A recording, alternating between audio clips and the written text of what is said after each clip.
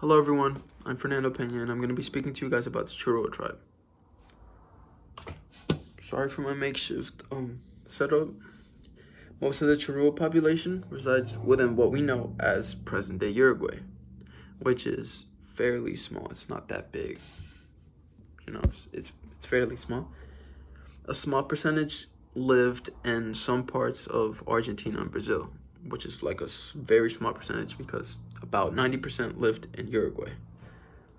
They were considered nomadic people like most primary populations. They had to rely on hunting and gathering. They migrated according to environmental factors like droughts or seasons. Like seasonal changes is what I meant. The other indigenous groups living amongst the Charrúa were all thought to be linked due to the uncertainty of their origins.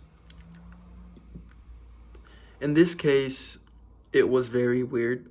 The Charrúa tribe was basically killed off, so their origins there's a big uncertainty about their origin because a lot of their people were killed off and not many people were left to share stories and information that we could use to trace back.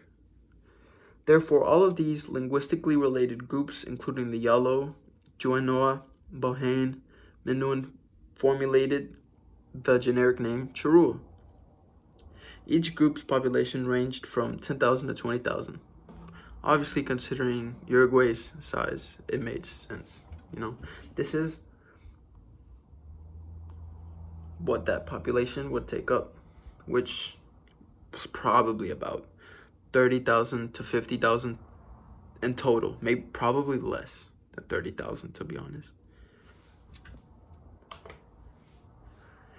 These people were very skilled with their weapons, including the bow and arrow and the spear. At the time, you had to, if you wanted to be able to catch, if you wanted to go hunting. However, they did have a pretty big population. Like their population was mainly focused on hunting and gathering because they would move around a lot. So, wherever they went, people had to be prepared to fight for their food. Europeans introduced horses to the Charrúa tribe. Obviously, the horses made hunting and just transporting a lot easier. They were fierce as well as savage. They would use the skulls of their dead enemies as cups. Yeah, they would drink out of them, which was really crazy. That's not even the craziest part. Upon death of close relatives, they would lacerate themselves and cut off finger joints over the death of a close relative. They would harm themselves, which could be used as either a coping mechanism. I don't know.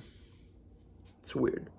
In the 18th and 19th century, the Charrúa confronted a cattle exploitation, which for a while caused famine because they had no idea what they were doing with the cattle, but also forced them into relying on sheep and cattle as livestock, which makes sense because cattle has a lot of meat. So you want to optimize that growth. Due to their reliance on cattle, they developed a thorough understanding as to what needs to happen for the cattle to grow optimally for the highest quality, which has now become an essential part of their economic system to this day through exportation of meats. Uruguay and Brazil and Argentina are really big on steak and meat exportation, and it's said that this has to do with it. However, the Charrúa, they basically relied on cattle, so in a way it could have been them who had that big impact on Uruguay, specifically. In 1515, Juan Diaz de Solis was a Spanish man on voyage to Rio de Plata, or River Plate in English. He was killed and the Charrúa warriors were accused for the killing.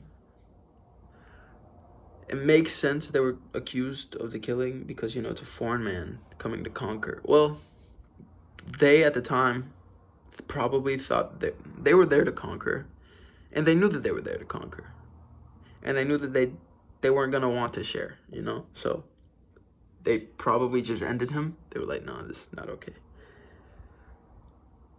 The Charrúa and Cana, which was another pretty big tribe there in Uruguay, both resisted the Spanish invasion, which was the killing of Juan Diaz de Solis, causing both the Spanish settlers to live in the presence of the Charrúa people, which went well for quite a while, which meant that they were pretty successful in fighting off the Spanish people, because obviously they came to conquer. They didn't really know what to expect. So they come and they see like, some big tribes. They're like, you know what, let's calm down. Let's wait until we get all of our resources, and then we strike. Up till 1831, Fructuoso Rivera, the current president of Uruguay, had maintained a good relationship with the Charrúa people. However, the population kept growing, and the president deemed necessary to expand into the Charrúa territory. You know what's about to happen. Therefore, he organized a genocide campaign known as La Campaña de Sal Si Puedes. The organized campaign was formed by 3 organized strikes. The first attack came in the form of a trial.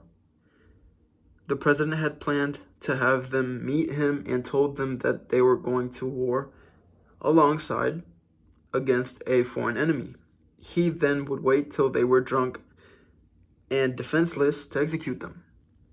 And if you think like that's the smartest way that he could have done that, there was no smarter way that he could have done that, because they were defenseless, and in a way they kind of trusted him, because you're going to war together. Also, they didn't know any better. So the 2 following attacks killed off the people that had escaped or were not present at the time of the first attack.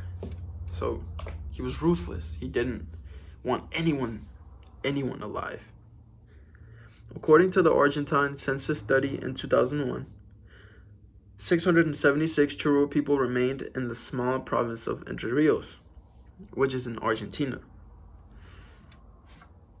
After the campaign of Sal Si Puedes, the Charrúa people were thought to be extinct, meaning that this discovery was huge for the Uruguayan culture. Now imagine, well, at the same time, they didn't really hear much. They did hear, they heard a good bit. I have a couple Uruguayan friends, and I asked them about the Charrúan people, and they know a little bit. But at the same time, like it's not, there aren't that many resources that you could use to really look into this. So it makes sense. This is also, it's really big. 676 Charrúa people remain, and they're proud of it, because they made it known that they are alive and that they side with the Charrúa people, which makes sense. And that's the end. Thank you, everyone.